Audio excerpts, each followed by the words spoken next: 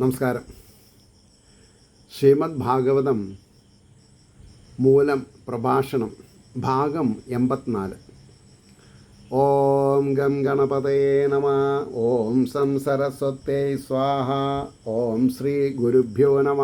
ഓം ശ്രീ രംഗനാഥ ശർമ്മണേ നമ.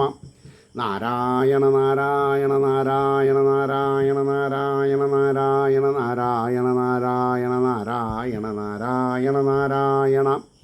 ഓം ശ്രീകൃഷ്ണാർപ്പണമസ്തു. ഓം ശ്രീകൃഷ്ണായ പരബ്രഹ്മണേ നമ. ഓം ശ്രീകൃഷ്ണായ പരമാത്മനേ നമ. ഹരേ രാമ രാമ രാമ ഹരേ ഹരേ. ഹരേ കൃഷ്ണ കൃഷ്ണ കൃഷ്ണ ഹരേ ഹരേ.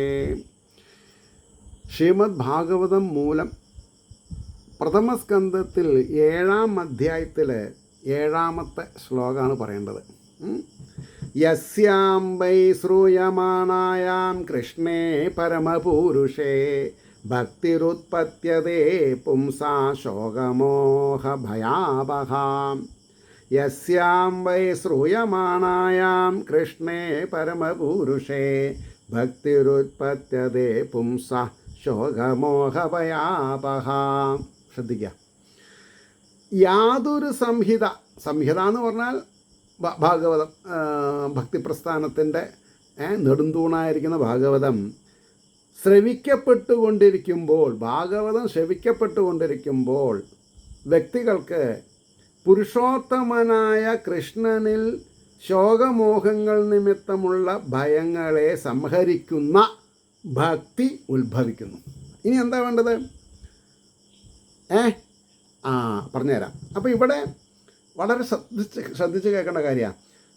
ഈ ഭാഗവതം ശ്രവിക്കപ്പെട്ടുകൊണ്ടിരിക്കുമ്പോൾ വ്യക്തികൾക്ക് പുരുഷോത്തമനായ കൃഷ്ണനിൽ ശോകമോഹ ഭയങ്ങൾ നിമിത്തമുള്ള ഭയങ്ങൾ സംഹരിക്കപ്പെടുന്നുണ്ട്.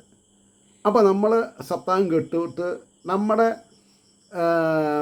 ആപൽ ശങ്കകൾ മാറിയില്ലേ? ആചാര്യന്മാരുടെ ധർമ്മമാണത്. ഒരാളെങ്കിലും മരുന്നിന് കിട്ടണം. അപ്പോൾ ഈ ഗ്രന്ഥം പഠിക്കാണ്ട് സപ്താഹം കേട്ടിട്ട് വല്ല കാര്യമുണ്ടോ?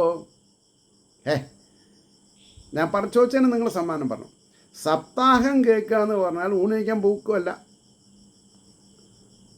എൻ്റെ ഗുരുനാഥൻ ഒരു തമാശ വിറ്റടിച്ചു എൻ്റെ അടുത്ത്.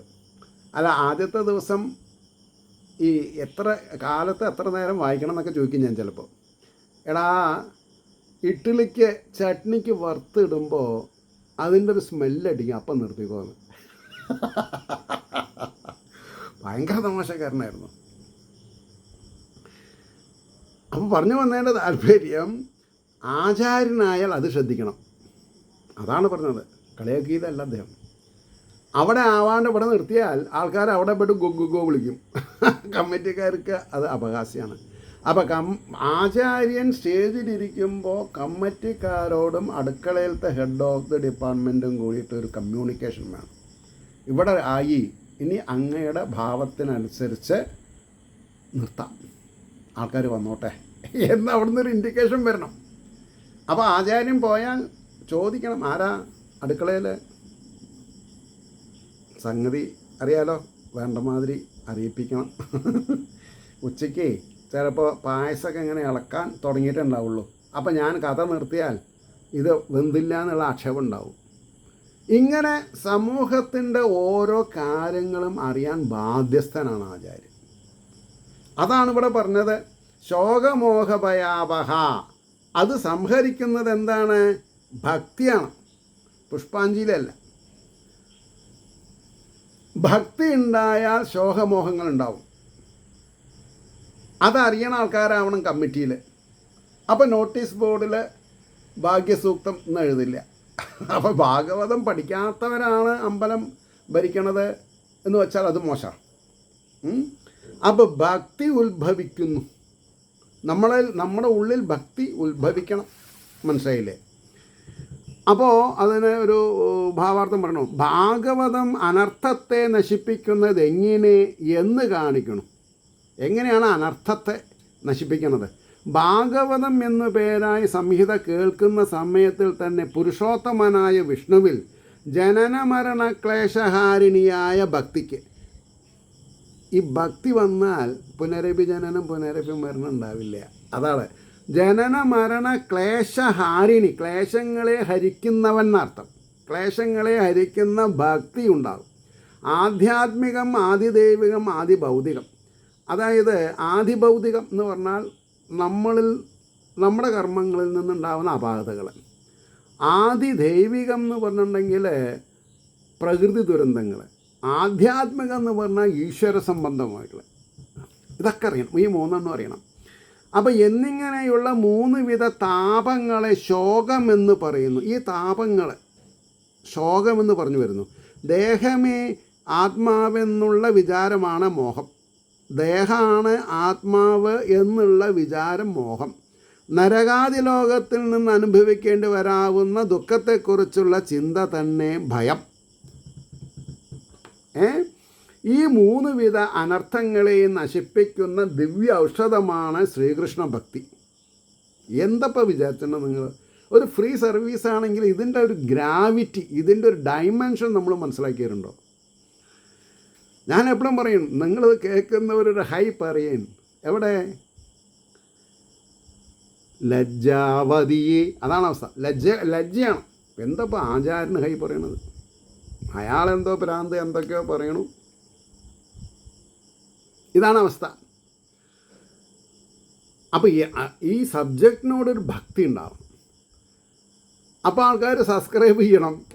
സബ്സ്ക്രൈബ് ചെയ്താൽ മാത്രം പോരാ, മറ്റുള്ളവർക്ക് എൻഡ്യൂസ് ചെയ്യണം, പ്രോത്സാഹിപ്പിക്കണം. കാരണം എന്താ?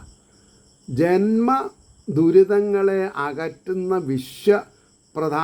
വിശ്വശ്രേഷ്ഠമായ മരുന്നാണ് ഭാഗവതം എന്ന് പറഞ്ഞാൽ ആ മരുന്ന് നമ്മളെല്ലാവരിലേക്കും എത്തിക്കണ്ടേ? പട്ടാമ്പി രാജഗോപാലിന് റീച്ചായ കാശ അലക്കല്ലേ കിട്ടുക, ഞാൻ എന്തിനാണ് റീച്ച് ചെയ്യണമെന്ന് ചോദിച്ചാൽ അപകടമായി. അതാണ് അവസ്ഥ. അപ്പോൾ ശ്രീകൃഷ്ണ ഭക്തി എന്ന് പറഞ്ഞാൽ ദിവ്യമായ ഔഷധമാണ്. ഭാഗവത ശ്രവണത്താൽ ആനന്ദദായിനിയായ ഭക്തി ഉണ്ടാകുന്ന അപ്പോൾ കരേച്ചലല്ല അവിടെ, ആനന്ദദായിനിയായ ഭക്തി. അതെന്ത് ഭക്തി? അത് ആനന്ദദായിനിയായിട്ട് ഭക്തി. ഭാഗവതം പഠിക്കണം. ഭാഗവതം പഠിക്കാണ്ട് ആനന്ദം ഉണ്ടാവില്ല. അപ്പോൾ സപ്താഹം ഇപ്പോൾ എൻ്റെ നാട്ടിലും ഒരു സപ്താഹം നടന്നു.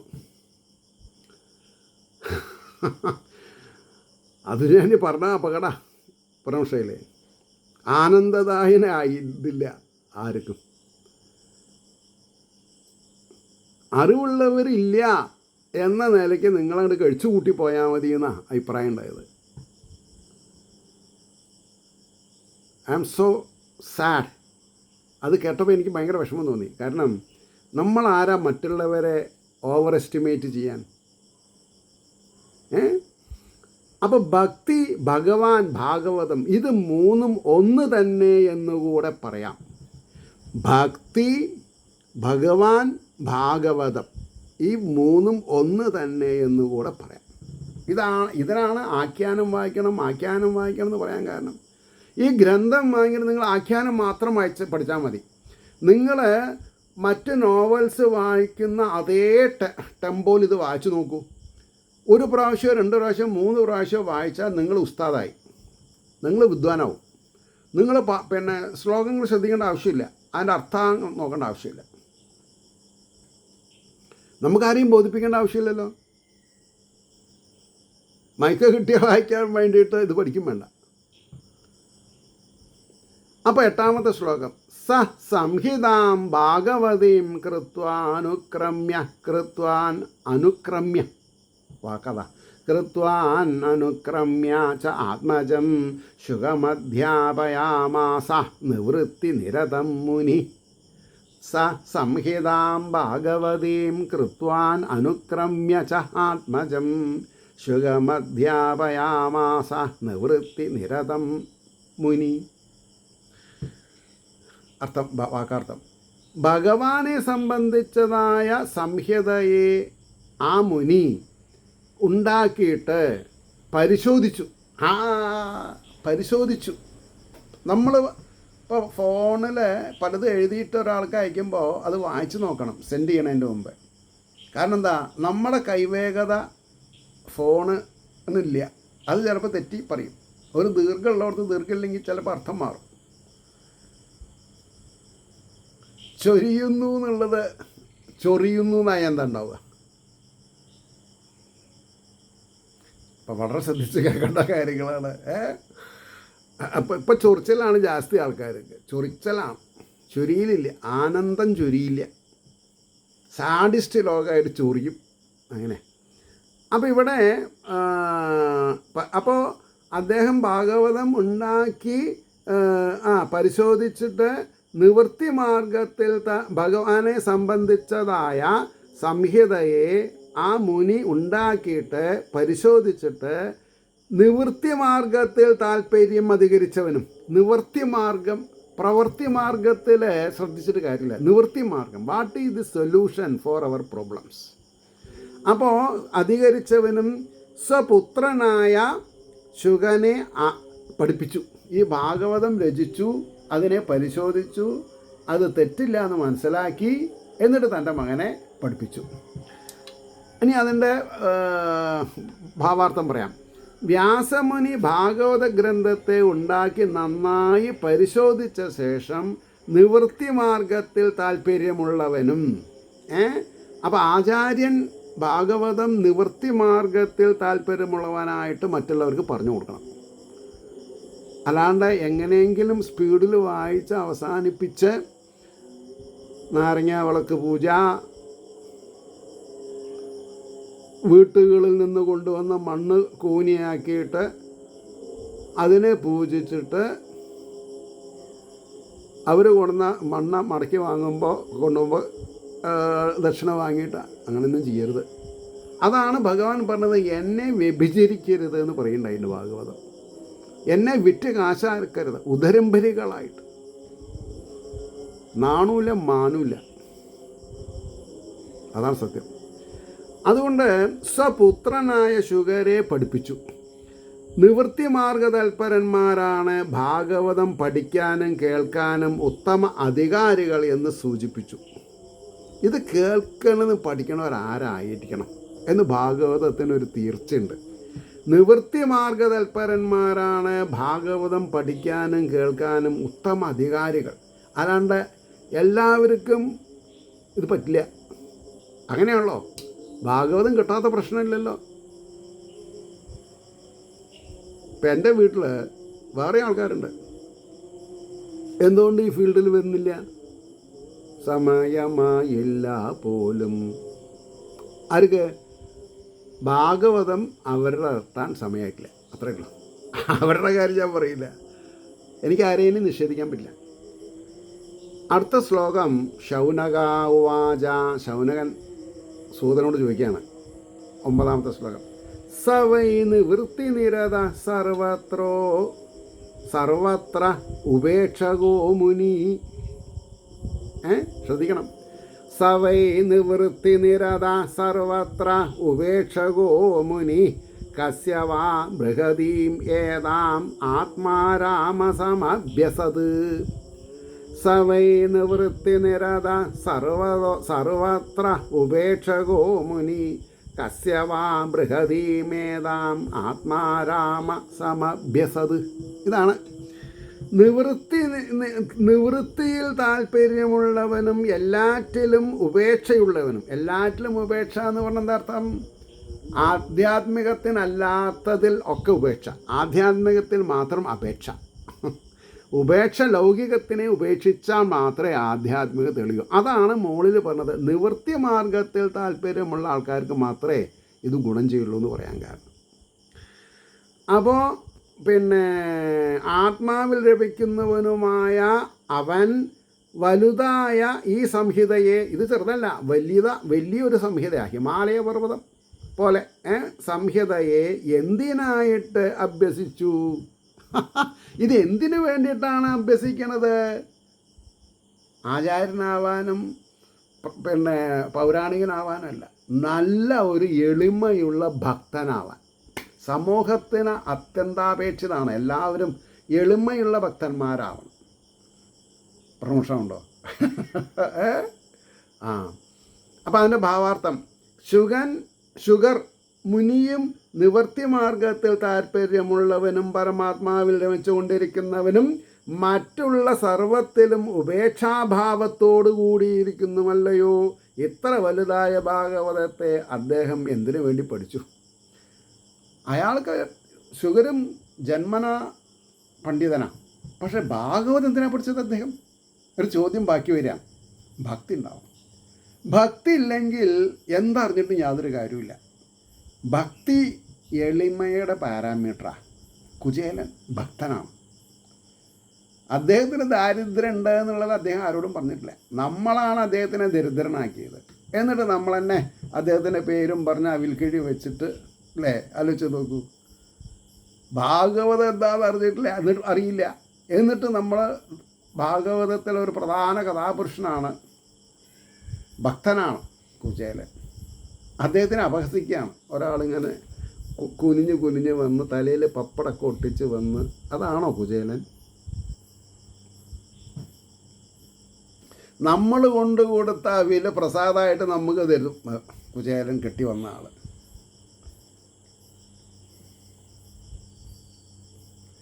അപ്പോൾ ഇവിടെ പറയണു അദ്ദേഹം എന്തിനു വേണ്ടി ഭാഗവതം പഠിച്ചു ചോദിക്കുകയാണ്. ശൗനകൻ സൂതനോട് ചോദിക്കുകയാണ്. സൂതാവാച, സൂതൻ മറുപടി പറഞ്ഞു. 10ാമത്തെ ശ്ലോകം. ആത്മാരാമശ്ച മുനയോ നിർഗ്രന്ഥ അപരുക്രമേ കുറുവന്ധ്യ ഹൈതുകീം ഭക്തിം ഇത്തം ഭൂതഗുണോ ഹരി. ആത്മാരാമശ്ച മുനയോ നിർഗ്രന്ഥ അപ്യുരുക്രമേ അഭി ഉരുക്രമേ കുറുവന്ധ്യ ഹൈതുകീം ഭക്തിം ഇത്തം ഭൂതഗുണോ ഹരി. എന്താണ് അർത്ഥം? ആത്മാവിൽ രമിക്കുന്നവരായ മുനികളും, ആത്മാരാമ എന്ന് പറഞ്ഞാൽ എന്താ? ആത്മാവിൽ രമിക്കുക, കണ്ണടച്ചിട്ട് നാരായണ നാരായണ നാരായണ നാരായണ. നാരായണൻ്റെ ഭാഗവത സംഹിതകളിലുള്ള കാര്യങ്ങൾ വരുമ്പോഴേക്കും പുറപുറന്നതിന് ആനന്ദ കണ്ണീര് വരും, ഗദ്ഗതം വരണം. അതാണ് ഭക്തിയുടെ പരമലക്ഷ്യം. അപ്പോൾ ആത്മാവിൽ രമിക്കുന്നവരായ മുനികളും നശിച്ചവരാണെങ്കിലും, ഗ്രന്ഥി നശിച്ചവരാണെങ്കിലും, നിർഗ്രന്ഥ അഭി, ഗ്രന്ഥി നശിച്ചവരാണെങ്കിലും എന്ന് പറഞ്ഞാൽ വലിയ ചോരോട്ടമൊന്നുമില്ല, ശരീരപുഷ്ടിപ്പൊന്നുമില്ല. വീര്യശാലിയായ ഹരിയിൽ, ഹരി ആരാ? വീര്യശാലിയാണ്. ഉരുക്രമേ, വീര്യശാലിയായ ഹരിയിൽ, അഹൈതുകീം, കാരണത്തോടു കൂടാത്തതായ, നിഷ്കാമനായ എന്നർത്ഥം. എനിക്ക് ഫ്ലാറ്റ് ഉണ്ടാവണം എന്ന് പറഞ്ഞിട്ട് ഭാഗവതം പഠിക്കരുത്. കൃഷ്ണൻ്റെ അടുത്ത് പോയിട്ട് ഒരു വീടിൻ്റെ പ്രതീകം ഉണ്ടാവും, അതെടുത്ത് വെച്ചിട്ട് എനിക്ക് വീടുണ്ടാവണം. എന്നിട്ട് എത്ര ഭണ്ണാരത്തിൽ വരുന്നത്? 10 ഉറുപ്പ്യ. 10 ഉറുപ്പ്യക്ക് വീടാവുമോ? ഭഗവാന് നമ്മൾ 10 ഉറുപ്പ്യ കൊടുത്താൽ എൻ്റെ കയ്യിൽ ഇതേ ഉള്ളൂ. നമ്മുടെ കയ്യിൽ എന്തുണ്ടെന്നുള്ളത് ഭഗവാൻ അറിയില്ലേ? അപ്പോൾ ഭഗവാൻ ഒരു മാസനല്ല നമുക്ക് വീടുണ്ടാക്കി തരാൻ, എൻജിനീയറും അല്ല. ഭഗവാൻ ആരാ? സർവജ്ഞ. അദ്ദേഹത്തിൻ്റെ കൃപാകടാക്ഷത്തിന് കാരണക്കാരനായാൽ നമുക്ക് മാളിക ഉണ്ടാവും. കൃപാകടാക്ഷത്തിന് ഭക്തി തന്നെ വേണം. എത്ര കൊടുത്തു എന്നുള്ളത് ചോദിക്കില്ല. അപ്പോൾ വീര്യശാലിയായ ഹരിയിൽ കാരണത്തോടു കൂടാത്തതായ ഭക്തിയെ, അതാണ് കാരണത്തോടു കൂടാത്തതായ. ഒരു കാരണം വെച്ചിട്ട് ഞാൻ പഠിച്ചിട്ടില്ല ഭാഗവതം. എനിക്ക് 47 വയസ്സുള്ളപ്പോഴാണ് ഞാൻ ഉപദേശം കിട്ടുന്നത്. ഞാൻ കുട്ടിക്കാലത്ത് ഭാഗവതം എന്താണെന്നൊക്കെ അറിയും, കഥയൊക്കെ അറിയും. എൻ്റെ അച്ഛൻ എനിക്ക് പറഞ്ഞു തന്നിട്ടുണ്ട്. നുണ പറയരുത് കേട്ടോ, കക്കരുത് കേട്ടോ, അത് നേരാവും, നിങ്ങളൊക്കെ നേരാവും, നുണ പറയരുത്.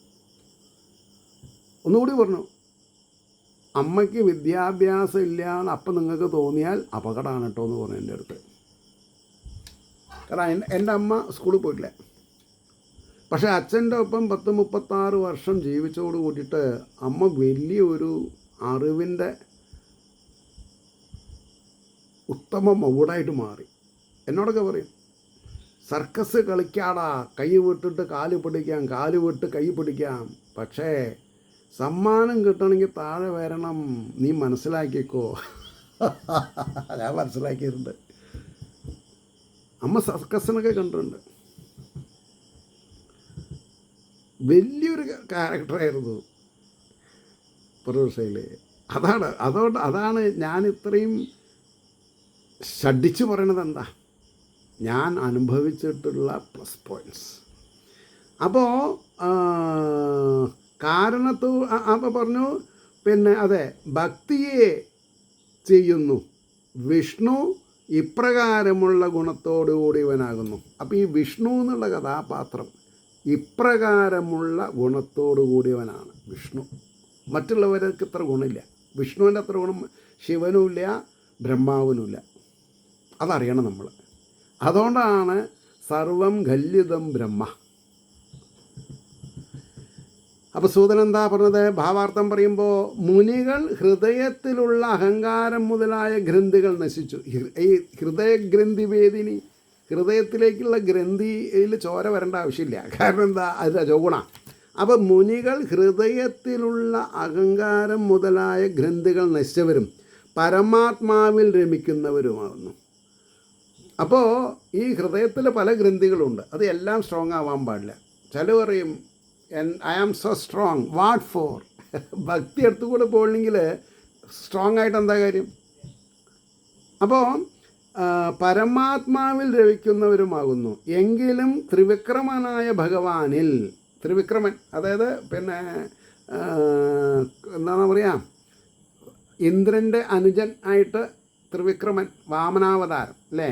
അപ്പോൾ ത്രിവിക്രമനായ ഭഗവാനിൽ ഫലേച്ഛയില്ലാത്തതായ ഭക്തി ഉള്ളവരാകുന്നു. അവർക്ക് രക്ഷയുള്ളൂ. ഇപ്പോൾ സപ്താഹത്തിന് എന്തുകൊണ്ടാണ് നെയ്വിളക്ക് വെപ്പിക്കണത് എന്ന് വിചാരിച്ചാൽ ഭക്തി ഉണ്ടാവാനല്ല, അത് കോർപ്പസ് ഫണ്ട് ഉണ്ടാവാനാണ്. അപ്പോൾ അവരോട് പറഞ്ഞു, നിങ്ങൾക്ക് ഇഷ്ടമുള്ളത് ചെയ്താൽ അപ്പോൾ കാര്യം നന്നാവും. പഞ്ചയജ്ഞമാണ് പറഞ്ഞ് പഠിപ്പിക്കേണ്ടത്. കമ്മിറ്റിക്കാരും ആചാര്യന്മാരും പഞ്ചയജ്ഞത്തിനെ പറ്റി ബോധവാന്മാരാക്കണം. എന്താ പഞ്ചയജ്ഞം എന്ന് പറഞ്ഞാൽ? നമ്മുടെ വരുമാനത്തിൻ്റെ 1/5 മാതാപിതാക്കൾക്ക് കൊടുത്തിരിക്കണം. 1/5 ദൈവിക, അതായത് അമ്പലങ്ങൾ അവരവരുടെ നാട്ടിലുള്ള അമ്പലങ്ങളൊക്കെ നന്നാവണ്ടേ? നമ്മൾ വിദൂരത്ത് പോയിട്ട് റൂം എടുത്ത് താമസിക്കണ കാശ് മതി നമ്മുടെ നാട്ടിൽ അത്യാവശ്യം കാര്യങ്ങൾ നടക്കാൻ. ഇതൊക്കെ എന്തുകൊണ്ട് മനസ്സിലാക്കാത്തത്? ആചാര്യന്മാരിതൊക്കെ പറഞ്ഞ് മനസ്സിലാക്കണം. പാലക്കാടുള്ള പിന്നെ എന്താണ് പറയുക, പിന്നെ അനാഥാലയങ്ങൾക്ക് മലപ്പുറത്ത് വന്ന് കാശ് പിടിക്കണത് എന്തുകൊണ്ടാണ്? അവർ കമ്മീഷൻ ഏജൻ്റാണ്. നിങ്ങൾ ഒരു നേരത്തെ ആഹാരം മതി എന്ന് പറഞ്ഞാൽ 3000 റുപ്യ, കാലത്തെ ആഹാരത്തിന് 3000 റുപ്യ, 30% കമ്മീഷനാണ്. അപ്പോൾ 300 റുപ്യ ആൾക്ക് കിട്ടി, 700 റുപ്യ കമ്മിറ്റി സംഘാടകർക്കും കിട്ടി. ആ ദേശത്ത് പോവില്ല, അറിയുന്ന ആൾക്കാരാ. അപ്പം ഇങ്ങനെ ഭാഗവതീയതയെ ചൂഷണം ചെയ്യുന്ന ആൾക്കാരാണ്. അതുകൊണ്ടാണ് പറയുന്നത് ഫലേശയില്ലാത്തതായ ഭക്തിയുള്ളവരാകുന്നു. അപ്പോൾ നമ്മൾ ഭാഗവതം പഠിക്കുന്നവരാരായിരിക്കണം? ഫലേച്ഛയില്ലാത്തവരാണ്. ഫലത്തിന് വേണ്ടിയിട്ട് കുട്ടികളുണ്ടാവണം, വീടുണ്ടാവണം, എനിക്ക് നാളെ ആചാര്യനാവണം. ഞാനൊരു ചാൻസിലായതാണ്, അല്ലാണ്ട് ഞാൻ ആചാര്യനാവണം എന്ന് പറഞ്ഞ് ശ്രമിച്ചിട്ടില്ല. അതെന്നെ അറിയണവർക്കറിയാം. 2001 ഫെബ്രുവരി 24 ക്ഷേത്രം പ്രതിഷ്ഠ നടത്തുന്ന സമയത്ത് ഈ മനയത്താറ്റുമനയിൽ ചന്ദ്രശേഖര തിരുവടി എന്ന് പറയുന്ന മഹാനുഭാവൻ വിളിച്ചു പറയാണ്, ഈ വരുന്ന മണ്ഡലകാലത്ത് പട്ടാമ്പി ആചാര്യനായിട്ട് ഈ ക്ഷേത്രത്തിൽ ഭാഗവത സപ്താഹം നടത്തുന്നതായിരിക്കുന്നത്. അത് അദ്ദേഹം അരുളി പറഞ്ഞത് ഈശ്വരൻ്റെ ഒരു വരദാനമായിട്ടാണ്. അപ്പം ഞാൻ അതിനു വേണ്ടിയിട്ട് പ്രയത്നിക്കുകയാണ്. എന്തിനു വേണ്ടിയിട്ട്? ഇതിങ്ങോട്ട് ഭംഗിയാവണ്ടേ? അപ്പോൾ ഇതിനൊക്കെ ഒരു നിമിത്തം വേണം. അപ്പോൾ ഇവിടെ വിഷയേച്ഛയുള്ളവരുടെയും വിരക്തന്മാരുടെയും മനസ്സിനെ അപഹരിക്കുവാൻ തക്ക ഗുണമുള്ളവനാകുന്നു ശ്രീഹരി. ഭഗവാന്റെ ഗുണഗണങ്ങളെ പറ്റി പറഞ്ഞു. വിഷയങ്ങളിൽ താല്പര്യമുള്ളവരുടെയും വിരക്തന്മാരുടെയും, രണ്ടും എക്സ്ട്രീമാണ്, സൗത്ത് പോളും നോർത്ത് പോളാണ്. വിഷയേച്ഛയുള്ളവരുടെയും വിരക്തന്മാരുടെയും മനസ്സിനെ അപഹരിക്കുവാൻ തക്ക ഗുണമുള്ളവനാകുന്നു ശ്രീഹരി.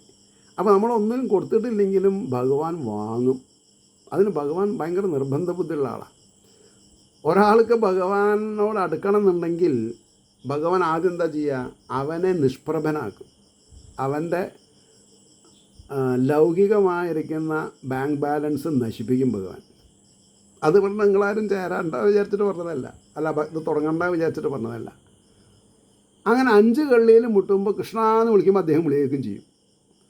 അപ്പോൾ ഈ നെല്ല് വറുത്ത് മലരാക്കുന്ന ഒരു രീതിയുണ്ട്. എന്താണെന്നാ പറയുക, ട്രയൽ ആൻഡ് എറർ മെത്തേഡിൽ അടിച്ച് പരത്തി ചപ്പാത്തി ഉണ്ടാക്കണ കൂടുതൽ. അപ്പോൾ മനസ്സിനെ അപഹരിക്കാൻ തക്ക ഗുണമുള്ളവനാകുന്നു ശ്രീഹരി എന്ന് പറഞ്ഞു. ഇനി 11ാമത്തെ ശ്ലോകത്തോടു കൂടിയിട്ട് നമ്മൾക്ക് അവസാനിപ്പിക്കാം. ഹരേർഗുണാക്ഷിപ്തം ഹരേർഗുണാക്ഷിപ്ത മതിർഭഗവാൻ ബാദരായണി അദ്യഗാൻ മഹദാഖ്യാനം നിത്യം വിഷ്ണുജനപ്രിയ. നിത്യം ഹരേർഗുണ അക്ഷിപ്ത ഗുണാക്ഷിപ്തമതി ക്ഷിപ്തമതി ഭഗവാൻ ക്ഷിപ്തമധിർ ഭഗവാൻ ബാദരായണി അദ്യഗാൻ മഹദാഖ്യാനം നിത്യം വിഷ്ണുജനപ്രിയ. ഒന്നുകൂടി, കാരണം ഞാൻ തന്നെ ഒന്ന് അഡ്ജസ്റ്റ് ചെയ്തിട്ടാണ് വായിച്ചത്. ഹരേർഗുണാക്ഷിപ്തമതി ഭഗവാൻ ബാദരായണി അദ്യഗാൻ മഹദാഖ്യാനം നിത്യം വിഷ്ണുജനപ്രിയ. ഹരിയുടെ ഗുണങ്ങളാൽ അപഹരിക്കപ്പെട്ട മനസ്സോടുകൂടിയവനും, ഹരിയുടെ ഗുണങ്ങളാൽ എന്ന് പറഞ്ഞാൽ അപഹരിക്കും. നമ്മുടെ ആഢ്യത്വത്തിന് ഭഗവാൻ അപഹരിക്കും. അപഹരിക്കപ്പെട്ട മനസ്സോടുകൂടിയവനും മഹാമഹിമയുള്ളവനും എപ്പോഴും വിഷ്ണുജനങ്ങളിൽ പ്രീതിയുള്ളവനുമായ ബാദാരായണ പുത്രൻ, അതായത് ശുകബ്രഹ്മർഷി മഹത്തായ ആഖ്യാനത്തെ പഠിച്ചു. മഹത്തായിട്ടുള്ള ആഖ്യാനത്തെ പഠിച്ചു. ആരെ? ശുകബ്രഹ്മർഷി. മഹാമഹിമ, എൻ്റെ ഭാവാർത്ഥം പറയാം. മഹാമഹിമയുള്ള ശ്രീ ശുകരുടെ മനസ്സ് ഹരിയുടെ ഗുണങ്ങളിൽ അധികം താല്പര്യമുള്ളതായി.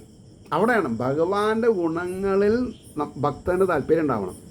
വിഷ്ണു ഭക്തന്മാരിൽ അധികം പ്രേമത്തോടു കൂടിയ ആ ശുകമുനി ഈ മഹത്തായ ആഖ്യാനത്തെ പഠിച്ചു. അതാണ് ഞാൻ പറഞ്ഞത്. നോക്കൂ, ഞാൻ ഇത്ര ഗൗരവമായിട്ട് ഇതിലുണ്ടെന്ന് ഞാൻ മനസ്സിലാക്കിയില്ല. ഞാൻ ചെയ്തതെന്താ, എനിക്കൊരു ഇൻഡ്യൂഷൻ ഉണ്ടായി. എനിക്ക് വലിയ സംസ്കൃതം മലയാളം പണ്ഡിറ്റൊന്നുമല്ല, ഞാൻ ജസ്റ്റ് പാസ്സാണ്. അപ്പോൾ ഞാൻ ഈ ഗ്രന്ഥം ആദ്യം 800 ഉറുപ്പ്യ ഉണ്ടായിരുന്നുള്ളൂ. ഇപ്പോൾ 1500 ഉറുപ്പ്യാണ് ഈ 8 വോളിയുള്ളതാണ്. അത് ഞാൻ ആദ്യം വാങ്ങി. ആദ്യം ആഖ്യാനം മാത്രം, അതും ദശമസ്കന്ധം ആഖ്യാനം മാത്രമേ ഞാൻ പഠിച്ചുള്ളൂ. അപ്പോഴേക്കും എനിക്ക് ഒരു പ്രാവശ്യം അത് ഹാർഡ് കോർ മെൻറ്റാലിറ്റിയിൽ വായിച്ചത് കഴിഞ്ഞപ്പോൾ യു വിൽ നോട്ട് ബിലീവ്, ഒരു 3 മാസത്തിന് എനിക്ക് ഈ മഞ്ഞപ്പിത്തം വന്ന കൂടുതലാണ്. കാണുന്നതൊക്കെ മഞ്ഞപ്പെട്ട്, കിരീടവും ആലവട്ടും മെഞ്ചാമരും. എന്നിട്ട് ഞാൻ ആദ്യം മുതൽക്കുള്ള ആഖ്യാനം പഠിച്ചു.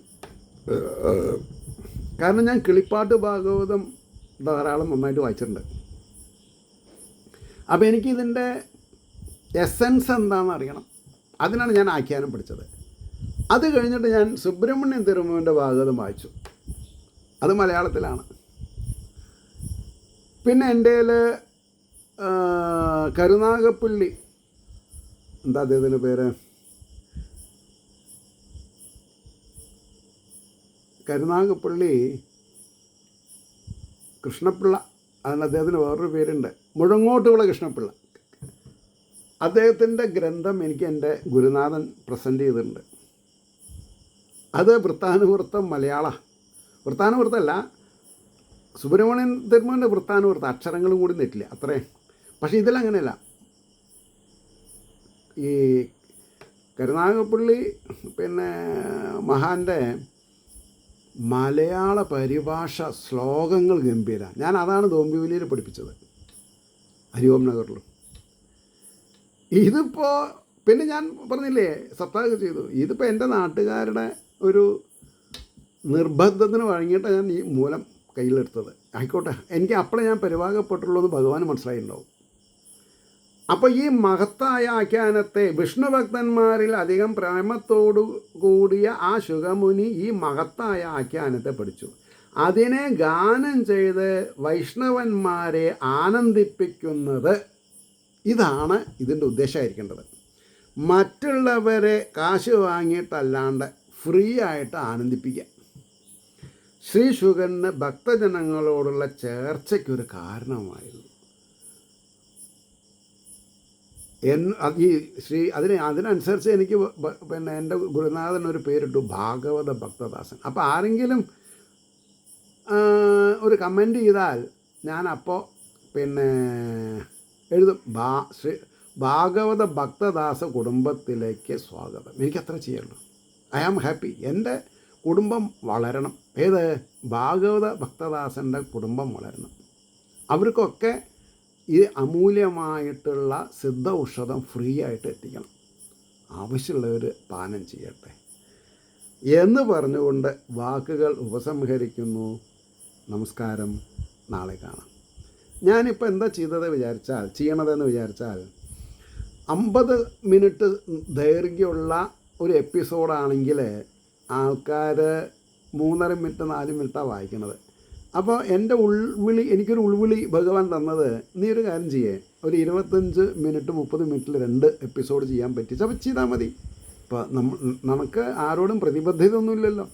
എന്നോടല്ലേ പ്രതിബദ്ധതയുള്ളൂ. എന്നെ ഞാൻ കാത്തു സൂക്ഷിക്കണില്ലേ, പിന്നെ നമുക്കെന്താ വേണ്ടത്? ഇത് റീച്ച് ആവണമെന്നൊന്നും നീ വിചാരിക്കണ്ട. എൻ്റെ അല്ല, ഞാൻ പറഞ്ഞില്ലേ, എൻ്റെ മക്കളെ ഭഗവാൻ രക്ഷപ്പെടുത്തി. അപ്പോൾ ഡെൻമാർക്ക് ടെക്നിക്കൽ യൂണിവേഴ്സിറ്റിയിൽ എൻ്റെ മകൻ നാരായണൻ രാജഗോപാലൻ അസിസ്റ്റൻറ്റ് പ്രൊഫസറായിട്ട് ക്ലാസ് എടുക്കാൻ തുടങ്ങി. ആദ്യം റിസർച്ചർ പോസ്റ്റാണ്, അതായത് സയൻറ്റിസ്റ്റ്. ഇപ്പോൾ ക്ലാസ്സിന് എടുക്കണം. അപ്പോൾ ഇന്നലെ അയാളുടെ ക്ലാസ് അതിഗംഭീരമായിട്ട് വിജയിച്ചു എന്നൊക്കെ പറഞ്ഞിട്ട് മൂപ്പര് എന്നെ സന്തോഷിപ്പിച്ചു. അതൊക്കെ തന്നെയാണ് ജീവിതത്തിൽ പരമപ്രധാനം. അപ്പോൾ എല്ലാവർക്കും ശ്രീഹരിയുടെ അനുഗ്രഹാശംസകൾ നിർലോഭമുണ്ടാവട്ടെ എന്ന് പ്രാർത്ഥിച്ചുകൊണ്ട് വാക്കുകൾ ചുരുക്കുന്നു. നമസ്കാരം. നാളെ കാണാം.